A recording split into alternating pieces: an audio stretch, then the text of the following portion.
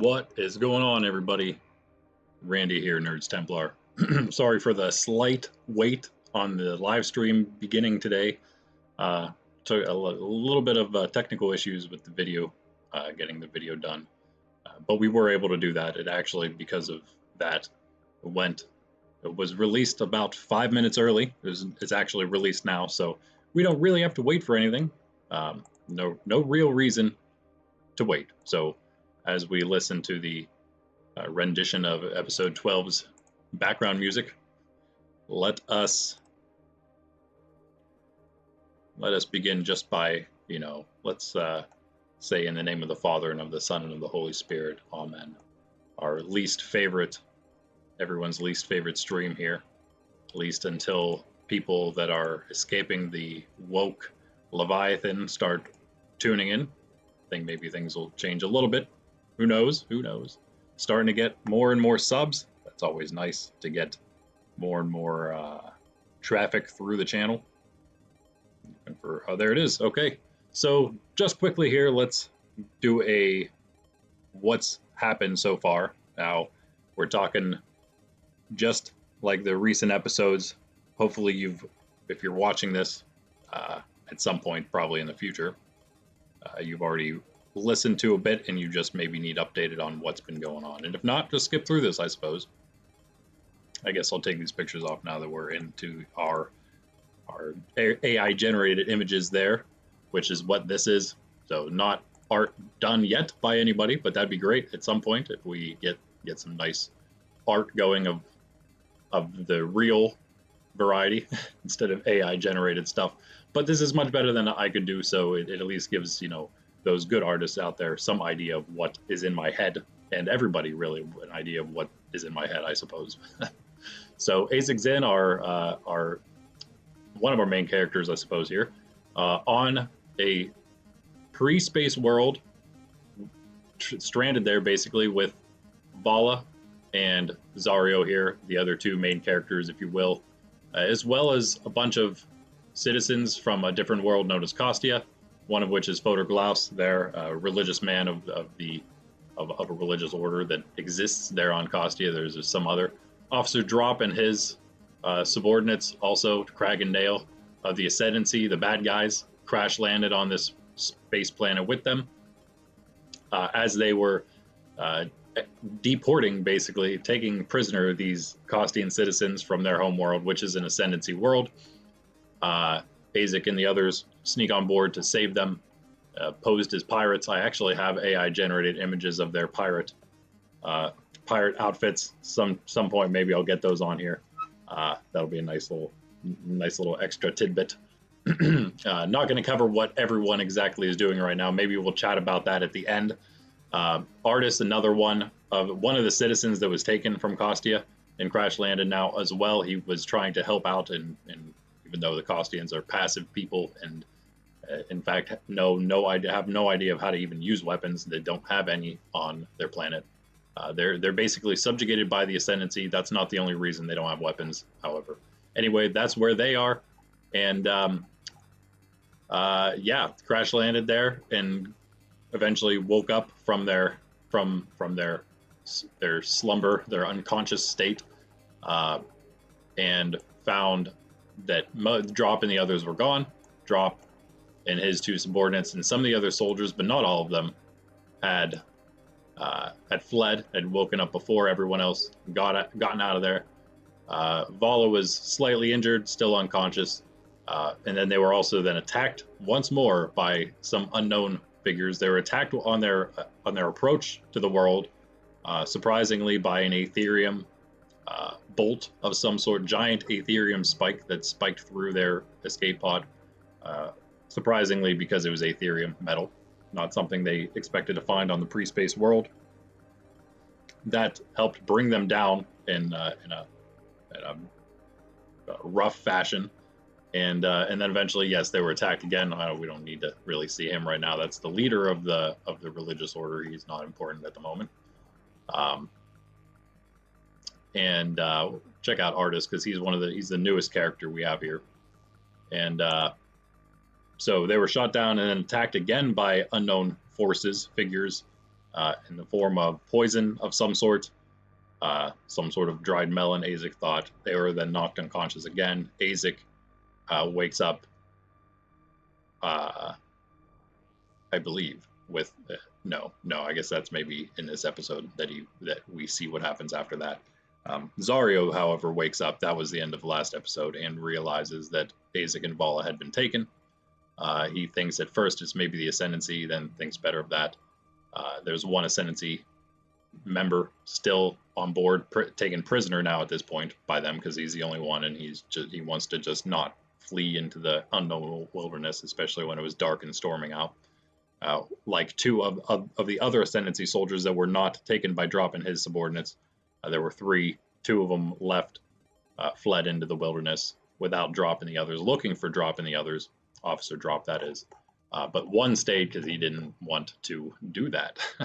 So that's what happened. And then Zario went out by himself looking for Aezic and Vala, and left Artis Glaus in charge of the rest of the Kostians. And so that is where we left last episode. And I guess that is all we need, huh? That's all we needed to say. We'll go over maybe a little extra after the episode. We'll talk about maybe where everyone is, go through everyone's picture here, chat a little bit, hang out. And but until then, I guess let's get into the next episode. Let's turn this off. Let's bring this up. Let's get that out of the way. And I'm going to shrink myself. All right. Might as well maximize this. And okay, I think we're good to go. Let's begin episode 13, Savages. And I, of course, will be muting myself through this, so any comments, questions, anything of that sort won't be answered until afterward. But enjoy.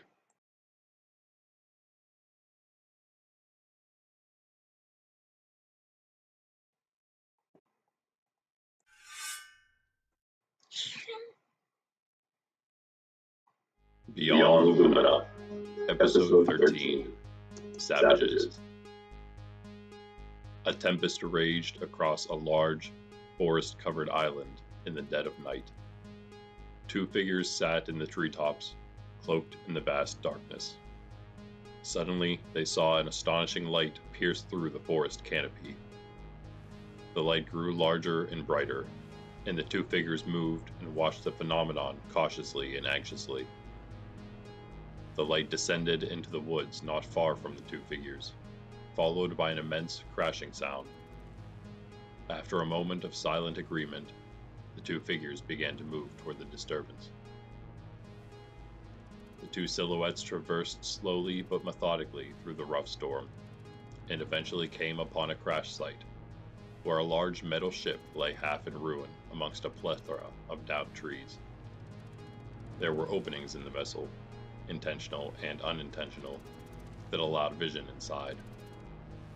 The two figures waited in the darkness nearby and watched those within. Soon getting a grasp of the situation, the duo descended to the wet ground and approached the craft.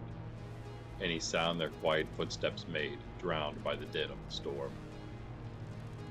Then one of them mounted the side of the vessel and deftly ascended to the top of the wreckage. Creeping along the top, the figure pulled from within folded garments a small spherical object which had been picked up and manipulated while the two were on their way to their current location. Just then, one of the inhabitants of the ship spoke, and the person atop the ship hurried to the crack in the hull and tossed the spherical object inside. After several moments and a little struggle, all sound within the crashed pod quieted, and the shadowed figure on top then went inside. Once it was safe, the one still outside gave a call like an animal that was loud enough to be heard over the downpour. On the ground was a thick piece of tree bark with some strong vines tied to it, quickly crafted once the duo reached the crash. The one within the ship then unlatched the door, and the two then dragged out two of the people dwelling within, the two they thought looked the most important. and placed them on top of the large slab of bark. Soon after, two big steed-like beasts trotted into sight, coming up to the two figures. The figures attached the vines to the beasts, then mounted them and took off into the dark forest.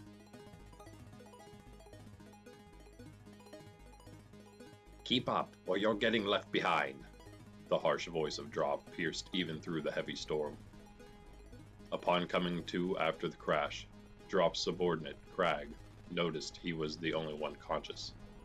He quickly awoke Drop and his co-officer Nail, and they quickly escaped with 3 of the other soldiers, who were still unconscious. Crag dragging 2 of them out, and Nail the other. At this point, all were awake and walking on their own. However, one of the soldiers had his leg injured in the crash, and was struggling to maintain the normal pace of the others, who were seeking an escape from the seemingly endless woods. Drop knew they were completely on their own at this point. The Ascendancy was certainly not going to send a rescue party for them. He knew how expendable they all were. Indeed, Drop was ready to rid himself of all the incompetent soldiers he was currently forced to lead, save for his 2 officers, who were the only people Drop trusted in the entire system.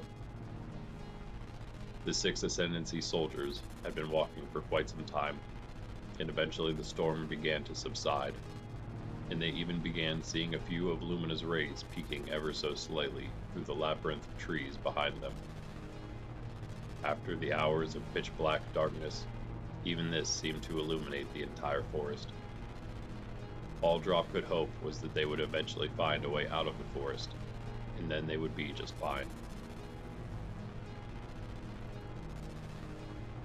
First Private Kvass walked with Sergeant Benta, his superior, up many flights of stairs of a tower to the top, where a control room was located. Now newly promoted, Benta was going to prepare him for another job, maintaining Ridikin's monitoring station. Once inside, among an array of machines, Benta began to tutor Kvass. Eventually he made his way to the main task of monitoring communications coming from off-world. "This here," Benta said, pointing to one of the many displays, "will cycle through all frequencies and pick up anything incoming, which will show up here." He pointed to another screen.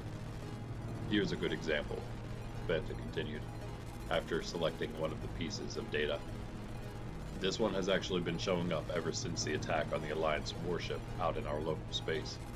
We have no idea what it is or where it's coming from. Nothing has changed about it, though, so it's becoming less of a worry and more just an oddity, if I do say so myself. But it seems too man-made to just be interference." Kvass listened to the strange audio and agreed. It was definitely not just random noise. "It's strange that nobody knows what it is, though," the new first private wondered out loud. "Indeed," his commander concurred. "It's certainly not one of our signals, or of any other Federation world. And the longer you listen to it, the more it becomes just one loop. I can't imagine what kind of message it's broadcasting out here where no one will understand. Anyway, that's basically what you'll be doing, but you'll be dealing with real communications. Like this one here." Another piece of data had just appeared on the monitor. "It's a normal landing code. You'll just have to clear..." Benta stopped. "Wait a minute. That's not just any code. That's a high security signal. But that's not one of our ships."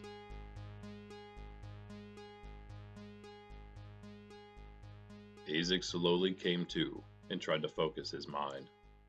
He was soon aware that he was being dragged along the ground on some type of sled, bound hand and foot with something thick and strong.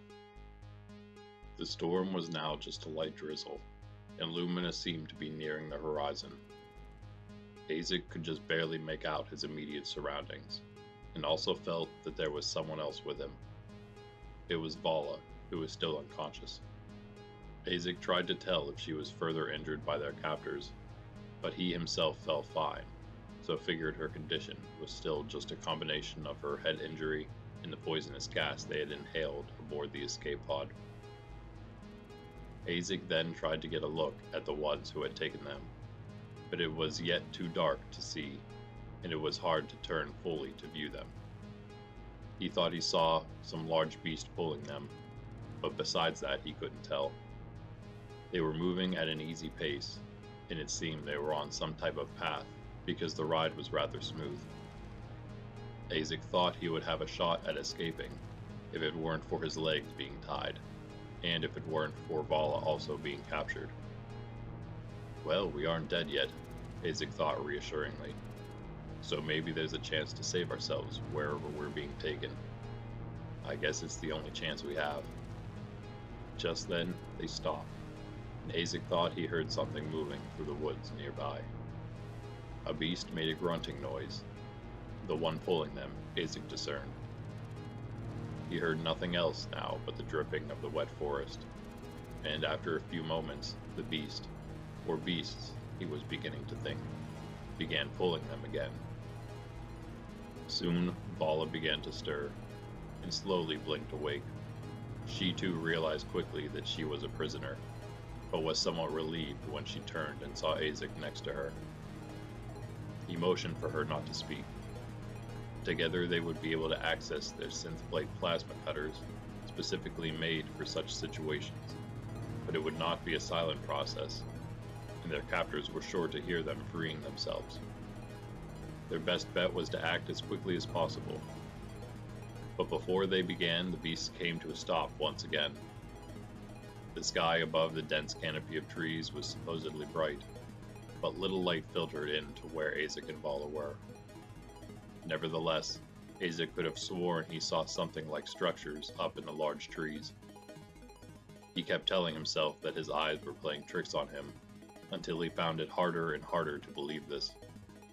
Suddenly, Aezic and Vala were jolted upward, as the ropes once tying them to the two beasts were now hoisting them into the trees.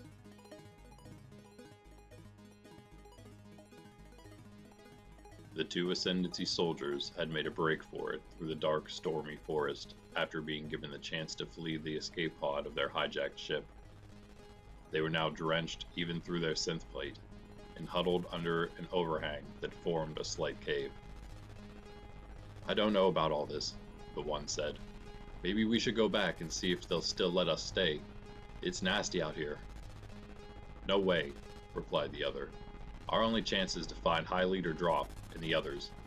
We just have to hold out until the storm clears. But what if the storm doesn't clear? Asked the first. What if it's like this here all the time? That's impossible, the second answered. There's no way that... Wait, he paused. Did you hear that? The two Ascendancy soldiers tried to sharpen their sense of sound, then both heard what sounded like a carriage coming closer. The second soldier motioned to the first to get up and see what it was. Reluctantly, the first one climbed out of their cove and poked his head over the top toward where the sound was coming from. For a moment, he could make out the shape of what looked like people riding two large beasts, and he quickly ducked back down. As he did, they heard the passerby stop. The two soldiers crouched there holding their breath, not daring to make another noise. Soon enough, the beasts began moving once more. A while later, the first soldier spoke again. I think we should get back to the ship now. I'll take the pirates over this place. I agree, the second finally affirmed. But which way is the ship? Really out of your element here, Mr. Lawner, Zardio said to himself as he scoured blindly through the dense, dark forest, looking for Aezic and Vala.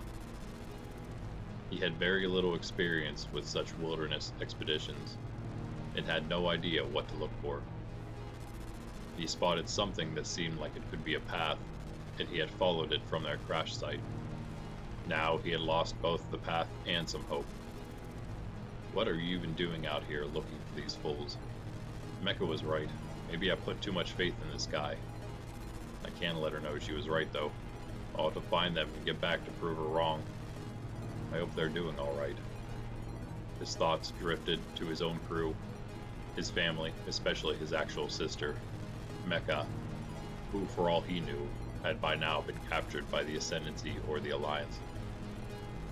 He had little time to worry, though, for once Lumina finally started faintly shining through the cracks of the forest, Zarya saw one of the last things he expected. Hurrying, the mercenary leader quickly reached the end of the woods and came out upon a sprawling beach, and on the opposing shore, an active port. A port full of Royal Ascendancy cruisers. Lumina's rays, Zarya swore to himself. What is the Ascendancy doing operating on a pre-space world? I can't believe they're getting away with it without the other two powers finding out. How many other uncivilized worlds have they already infiltrated? That nagging feeling Zarya kept getting, that something big was happening and that it was not good, was getting stronger. Zarya stealthily made his way close enough to the main port to get a feel for their situation. He knew he couldn't risk actually going in, because there were sure to have been reports of his crew in both Ascendancy and Alliance space by now. The Ascendancy is too strict to just leave an easy escape route for us, Zarya thought as he scoured the bay for a vessel they might steal. Just then, he spotted Drop and the other Ascendancy soldiers from the ship, and quickly ducked behind some trees. No time now, he thought. They're going to be sending a squadron to check out the crash for sure now. I gotta get back. Zarya turned and hurried back down the way he had come through the forest. He didn't make it very far, however, before being struck on the head from behind and falling unconscious. Did you not hear what I told you, you insubordinate? High Leader Drop of the Ascendancy scolded a low-ranking officer. It was our Ascendancy escape vessel you saw, and it is full of important prisoners that I need you to bring back here, immediately. My crew and I need some rest after our ordeal. The leader in charge of that docking bay sputtered out a hesitated response. I'm sorry, sir, but I don't have the authority to— Don't give me excuses, Drop shouted. I'm not trying to, sir, the leader replied hastily. It's just that I have to tell my superiors about it first. Well, hurry up and get to it then, Drop yelled again. And get there with as many men as you can, and bring those prisoners back immediately. They are extremely valuable to our cause. And we will need transport out of here. There's no need for us to stay. The commander, once aware of the situation, made all the arrangements needed, and a squad soon prepared to set off for the escape vessel with a small unit of soldiers.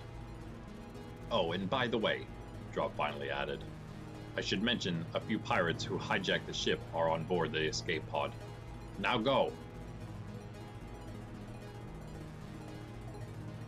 First Private Kvass and Sergeant Benta stood with the sergeant's entire unit at the airlock, awaiting the occupants of the foreign ship that had openly broadcast a highly classified, high-security landing signal. Benta didn't feel certain he should let anyone else know about the signal until he could verify for himself what was going on. He would have to play it off for the time being with whomever else may have seen the signature bearing the code. When the airlock opened before him and his men, only a handful of soldiers wearing unfamiliar armor stood in front of them. Who are you? Identify yourselves, Sergeant Benta demanded, his soldiers armed and at the ready.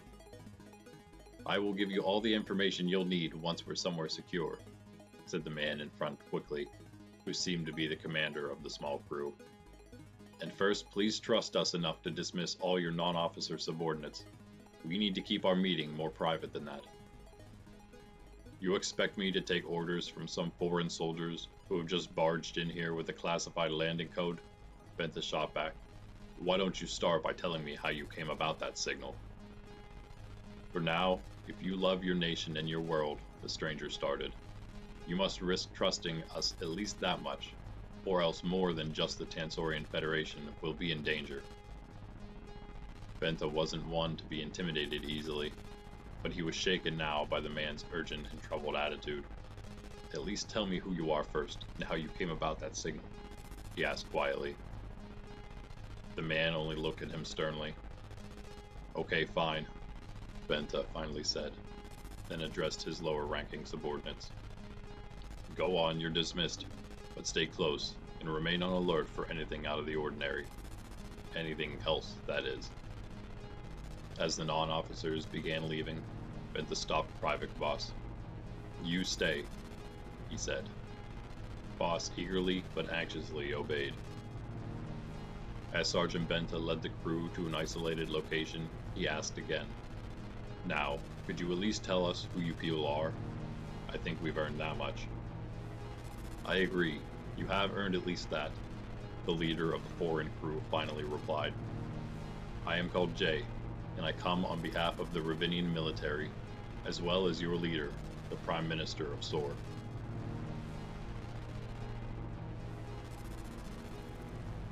Aezic and Vala stood shackled in what seemed to be a large hall, cut out within an even larger tree, surrounded by natives lightly clad in animal skins. Ahead of them was one they took to be the leader or chief, who seemed to be reprimanding in their native tongue the two who had brought the outsiders to the place. Aezic couldn't be sure, of course. They were both young women who looked like they could be sisters. The man was large and muscular, primal, but with an air of importance and regality about him. Then he spoke to Aezic in common. "Where do you come from, outsiders?" he asked in a booming voice. Aezic, not one to be intimidated, still also knew how to handle such a situation better than most, though he was startled that the leader could speak the language of space, when they were not to have had contact with any other worlds yet. But Aezic replied as honestly as he could. "We apologize for disturbing you and your people," Aezic bowed, then began again. "But, though it may be difficult to grasp at first, we come from another world, up there." He now pointed toward the sky. Before he started again, the leader stopped him. "I know that you come from another planet," he said dryly. "What I want to know is where you come from and who your people are." Now even more surprised, Aezic tried finding the right words. "I see. We weren't aware you have made contact with other worlds already. My name is Aezic, and this is Vala. We come from a place known as Ravina." The leader of the natives stared at him suspiciously. "Ravina? I have not heard of such a place. Is it part of the Order?" "I'm not sure what order you speak of," Aezic answered, confused.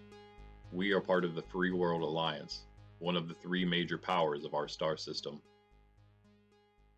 "I see," the leader said. Then he turned and spoke to a few of the other natives in their own language. Those men, who seemed to be guards, then advanced on Aezic and Vala. Aezic got ready to defend himself, but the chief spoke again to him in common. "Do not worry, we will not harm you, but I cannot allow you to leave here. For now, please follow these men to a place you can stay and rest.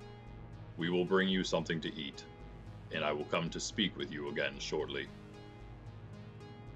"I thank you for your hospitality and your understanding," Aezic said, still wary of the situation, but less so now that they didn't seem to be in immediate danger. If they wanted to get rid of them, they could have done so already, instead of giving them a place to stay and a meal. But there was one more problem. "I asked, though," Aezic began, "that you send some of your people back to rescue the rest of my crew from the wreckage of our ship. It seems it's not too far from here." "We have already sent a party out to bring them back here, whether you are an enemy or not," the chief replied. "We cannot have outsiders wandering around on our island. Not anymore." Aezic wondered what he meant by "anymore." "Thank you again," he said to the chief. Then he and Vala allowed the guards to escort them to their accommodations. With his still racking headache, the chief's hospitality was more than appreciated, as it would be the best rest he had gotten in a while. The rain had let up, and Lumina was slowly dispelling the darkness of the forest. Artists sat in the wreckage of the escape craft with Photoglaus, 5 other Kostians, and one of the Ascendancy soldiers, still cuffed to the hull of the pod. Artists had been nervously keeping watch, still wishing Azario hadn't left him in charge after his failure during the space skirmish. Photoglaus had noticed the young man's changed mood. "What is it, my boy?" he eventually asked. It, it's nothing, Potter, Artis mumbled. Just nervous, that's all. That's to be expected, lad, Glass replied. This is all new not only for you, but for all of us Kostians. Even those of us who go out salvaging have never experienced a dogfight such as that in space, let alone something like being shot down and stranded on a remote planet. But you've already shown your spirit, and your ability to overcome those fears you have, for the good of others. I know that I have faith in you, Artis. But I didn't do anything, Artis admitted to the old man. I was scared the whole time, and I froze up. I only made it out alive out of sheer luck. My eyes weren't even open. I only acted at first because I felt like I was being called to do something, but once it began, I was too frightened to even move. He was ashamed of himself. What did I say earlier? Glaus asked the boy. I told you there is no such thing as luck, and certainly not in this case. You don't believe you were called by Omnis? You may have been afraid, but you answered when you were called upon. That itself takes great courage, and it isn't like we can do anything by our strength alone anyway. It takes the power of the one inside of us to move us to such action, and to accomplish what seems impossible. That is what I see inside of you, my boy, and in time, who knows what Omnis may have in store for you. Great things, I'm certain. Artis smiled, and his mind began to clear. But just then, they both heard something outside the pod, which then violently busted through the cracked hull. It's this way, look, be quiet, one of the Ascendancy soldiers loudly whispered to the other. The two grunts who were left behind by Drop and then fled the wreckage were now back at the pod, now being guarded, they noticed, only by Artis. The rain had stopped, and the soldiers knew their approach wouldn't be as silent as they'd hoped. Nevertheless, they advanced on the vessel, armed with pieces of synth metal rubble from the ship. They were able to spot Artis and Potter Glaus sitting and talking within the pod, and they seemed distracted.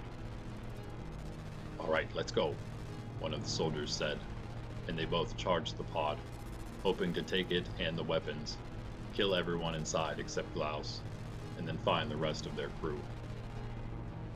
As the two Ascendancy soldiers burst through the crack in the hull, Artis was quickly on his feet, but he was startled and frightened. He had the plasma pistol in his hand, but he was immediately disarmed by one of the soldiers. His hand was injured, and the pistol slid across the floor, over to the other Ascendancy soldier, who was cuffed to the side of the pod, low enough to reach the weapon.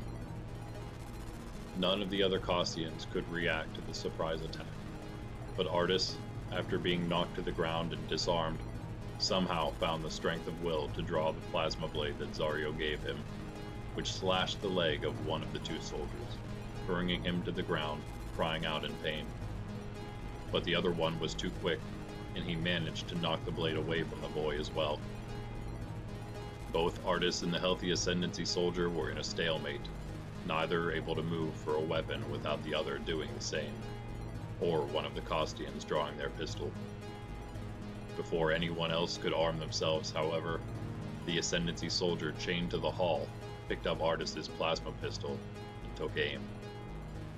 Yes, Grim, shoot him, the free soldier said to the bound one with the weapon in hand. We can take the pod back from these weaklings. Artis was frozen in fear, staring down the barrel of the plasma pistol. His short life flashed before him. No, he thought he heard Glaus cry out. Then, the Ascendancy soldier fired.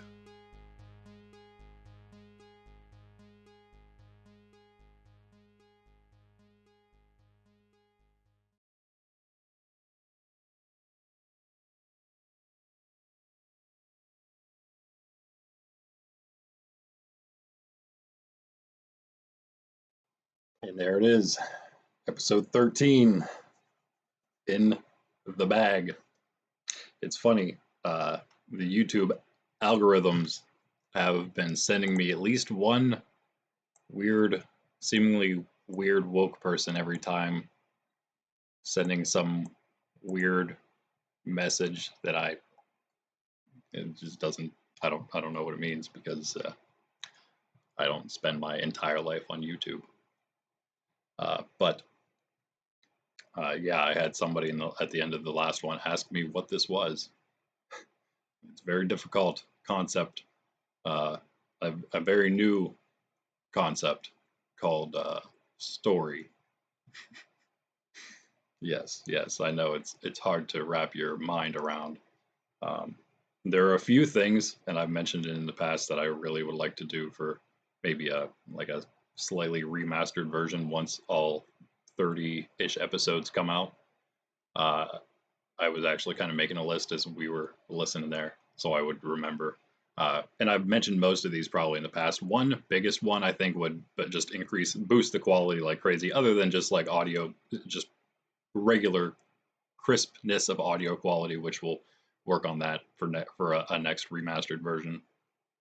But I would say at least one female and one male voice actor, so it's not just me, especially for the female parts. That's like I think the biggest thing is getting a female voice actor, and I think at least one male as well, just so it's not just me doing all the voices. I can maybe do a couple of them, but having another guy's voice would be nice, and maybe even more than that if we could swing that. Um, Probably more soundtracks that actually then will match the situations instead of just what it's been is just me, what I've made from the MetaQuest 2 on the Virtuoso app or experience, whatever you want to call it. Um, I did that. I did 10 of them for the first 10 episodes, and now I'm kind of just doing for the next 10. They're going to just be those first 10 increased by at 1.25 times speed. So it's just a little bit of a increased version of the same song. That's it. And again, it's not like the songs, the soundscapes, as I sometimes call them, the background music, like it necessarily always matches exactly what's happening. So that'll be another thing that would be nice to add in. So just like any other, I guess, show or film would do. We're not quite getting to that point, but sort of on the same note though would be an audio only podcast, which I was gonna do at first, and I think I was doing, but uh, until we actually have people watching it and listening, I don't think it's quite worth it. Although I think that's going to be the best way to do it because again, then you can just kind of download it or watch it through your podcast app closed on your phone instead of having YouTube open, which is very annoying. I would think. I think I should say. But if someone were to watch YouTube, I think it'd be also nice to have like maybe at least about maybe 20 scenes per chapter, so per episode, and that would be probably then you're talking like two different scenes, images to show on here per page. So that would at least be because usually you'll notice as we go there's like parts they're broken up obviously as we switch scenes. There's really excuse me, there's really no scene that's less than a page or less than half a page, that is. So I think then there would at least be one scene per part, and then for every half a page we could probably have another scene about thereabouts on average. And finally, I think the one last thing, actually, I guess that's about it, huh? And then I also had on here, maybe there would be an extended edition at some point. I don't know if that would be something I would really want to do though, because I think I'm getting everything in there I really want. But one more thing, of course, that would be nice is just having the actual fans out there watching. And then once we do have that, we'll probably have some merch for giveaways and stuff, Beyond Lumina stuff. I'm hoping to get some just for myself to tout my own product around, wear it's with a hat, a t-shirt sometimes for our stream, be able to wear that. Same with just the Nerds Templar, wear that down to the comic shop and stuff when we go for Pokemon tournaments. So that's that, guys. Also, yeah, kind of as usual, trying to hit those cliffhangers at the end of every episode. There's a bit of one here, you might have noticed. And I was going to also mention, because this isn't just some Hollywood production that's the same as every other Hollywood production. So there's going to be things that may happen that you may not expect.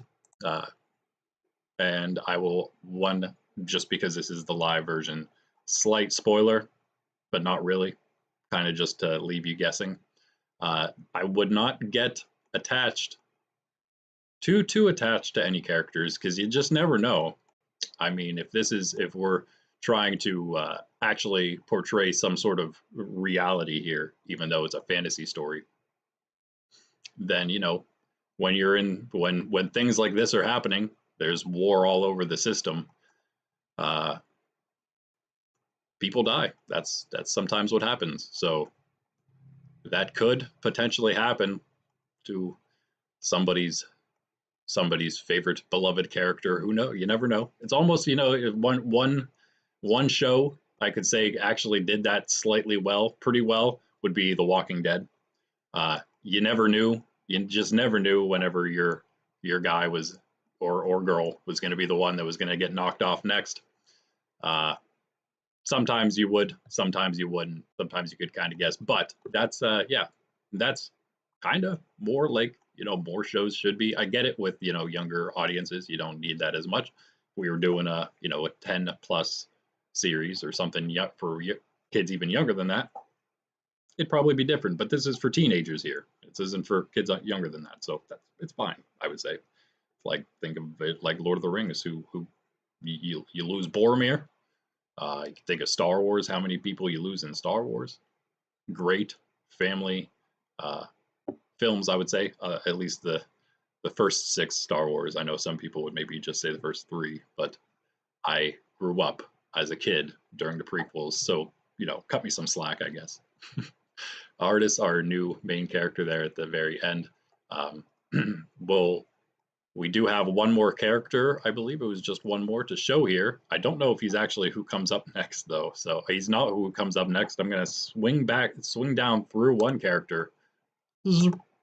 Oh, that's, we just met him, actually. That's not who I thought that was going to be, but that is somebody we just met.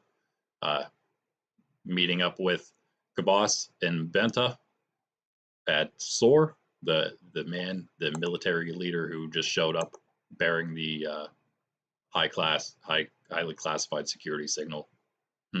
Interesting garb he has on there. But he already mentioned who he was, didn't he? And we didn't meet him yet. I don't know why I have these so out of order. I guess you'll just have to wait to meet the chief, because we kind of met the chief of Inagon, the pre-space world. At least one of the chiefs, you could say. It's a big world. Big world. We'll just have to wait for his image later. I don't even know if he was named yet.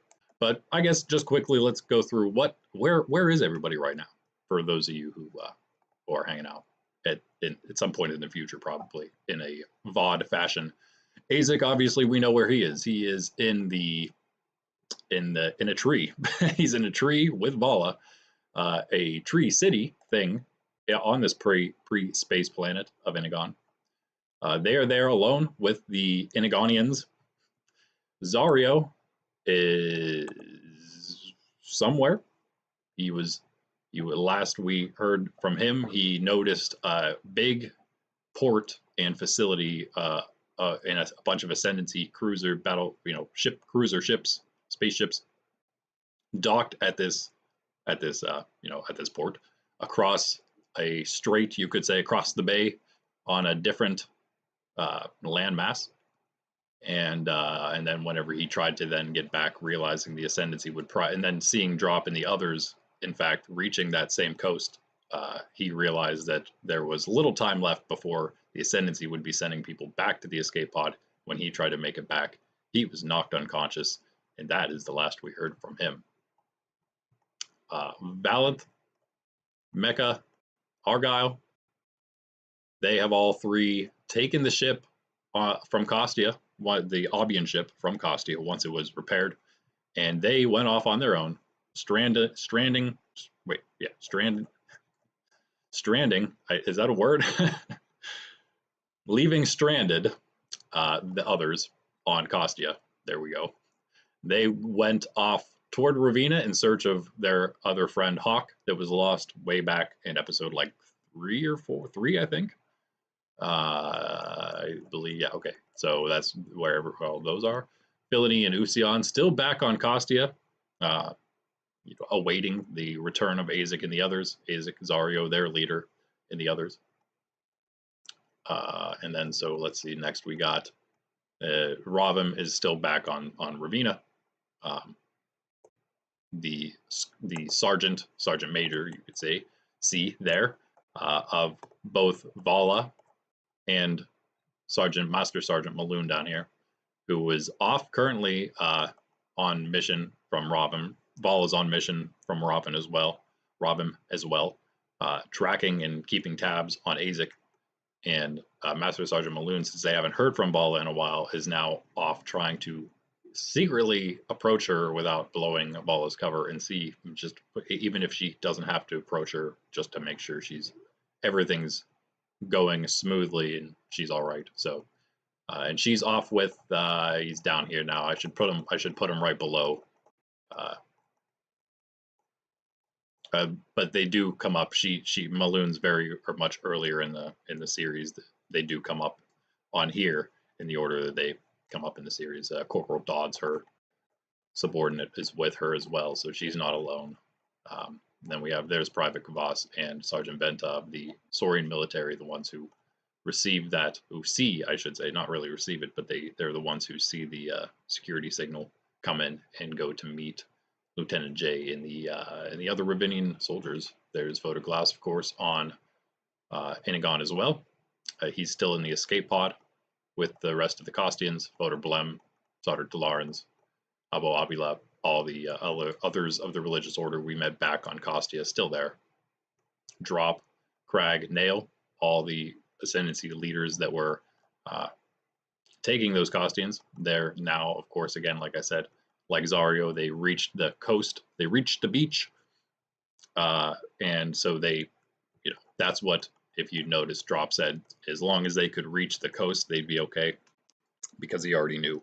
He knew that there was Ascendancy activity. He just didn't know if they were actually going to be able to reach it before getting captured, or any plethora of other things happening. So Corporal Dodds again is with Maloon, his superior. Rini, one of the Kostians, back just again on Kostia, hanging out with Philly Nusian, because her father was one of the ones taken by the Ascendancy. She helped them to then board the ship secretly, Aezic, Zario, and Vala, that is, as pirates. And we will eventually, maybe by next episode, I'll have those somewhere for you to see the pirate. The best I could do with AI generated images, the pirate outfits of Aezic, Zario, and Vala, as they tried to and successfully stole, I should say, the Ascendancy ship. And then Artis, of course, then is also in the escape pod, still on crashed escape pod on Inagon with Photoglass and the other Kostians, and now being attacked by those few Ascendancy soldiers. And that's where we leave things, and that's where everybody is right now. All right, cool. That's it, guys. So schedule, great news. You can go to the community tab now and see the entire schedule all listed out there for the month. And I'll do that every month right before the next month starts. We'll pop the next schedule up there. Everything is pretty standard, so you can just by looking, you can see what's going to happen. Once we hit like December, which is also when this is going to end, we're going to hit, where it's going to take us into the first week of December, where then we'll finish this book of Aezic up, this first book. I don't know exactly what stories we're going to do after. I might do two different ones. I might end up doing some Wildlands stories series, maybe once a week, and maybe then we'll still once a week some Beyond Lumina, and maybe we'll do one of those twice a week, depending on how much I can do. We'll see. But Wednesday and Saturday are when we do this. So for the next episode 14, we will be here Saturday morning, 9 a.m. for the stream. Hopefully, again, we were a little late today, but not too bad. And then 9:30 a.m. is when the video itself will actually drop, and it will high leader drop, and then we will watch that around 9:30ish on stream together, as we have been doing. So that is the plan, and I was gonna let you in on the secret of the name of the next episode here. Here we go. Yeah, okay. Next episode on Saturday, which is episode 14, called Meetings. So that is that you can chew on that, wonder what that means. Meetings. Anyway, yeah, that's it, guys. That's all I got. If you want to catch me any other stream, we got tomorrow is Thursday. That's are going to be our we do Pokemon TCG collection streams. That's one of our bigger stream things we do. But tomorrow is going to be non-Pokemon collection TCG stuff. It's actually Union Arena, a new TCG that just came out, trading card game, based on different anime. This one I got is Bleach. It's the only one I really care about. One of the few animes I care to watch at all anymore. Thousand Year Blood War. So it's based on the new part of the anime, the new part of the series coming out here. I also saw apparently they're going to be remastering. Speaking of remastering things, they're remastering, I guess, the entire original Bleach series now, which is amazing. I think that's a great idea. I hope they don't like ruin it as our contemporary society is wont to do with everything that they get their hands on. So there's that tomorrow at 9 a.m. All our morning streams, which is every morning except Friday, we stream in the evening, and Sunday we don't stream at all. So tomorrow, Thursday, 9 a.m. Eastern, when all our streams begin in the morning. Then Friday, like I said, 6:30 p.m. Eastern, one evening stream we do. That's our big Pokemon collection stream. And then Tuesday morning we have the smaller Pokemon collection stream. So 2 of those a week, just like 2 Beyond Lumina episodes a week, and then that's 4, and then 5 with the non-Pokemon collection stream. Monday mornings, the only other stream I should say, is Pokemon TCG Live. It's the online app game, Pokemon trading card game. So we play that, hang out, play that on stream at 9, maybe like 9:30 a.m. Eastern on Mondays. And that's the schedule. You can check that out. Again, like I said, the whole thing is on the community tab. And you can also, again, like and subscribe, do all that cool stuff. Also, check out that community tab for other fun things. And also, join the Discord. I'm also going to try to get my X or Twitter link into all these descriptions, so you may see that as well. Go ahead and join me on there if you want. I don't do a whole lot, but you will see me update stuff if you don't use Discord. That's another maybe a good way in the future to see when I'm dropping videos. So, all right, I think Sydney is ready. Sydney the dog, the yellow Labrador, is ready to perhaps go outside. So, all right, guys, thanks for chilling with me. I will catch you in the next one, whatever that may be. Again, Saturday morning, 9 a.m. for the next episode of Beyond Lumina Live, and also 9:30 a.m. whenever that video will drop itself. Anywho, that's it, guys. I'm Randy. This is Nerds Templar. Peace out. Ah.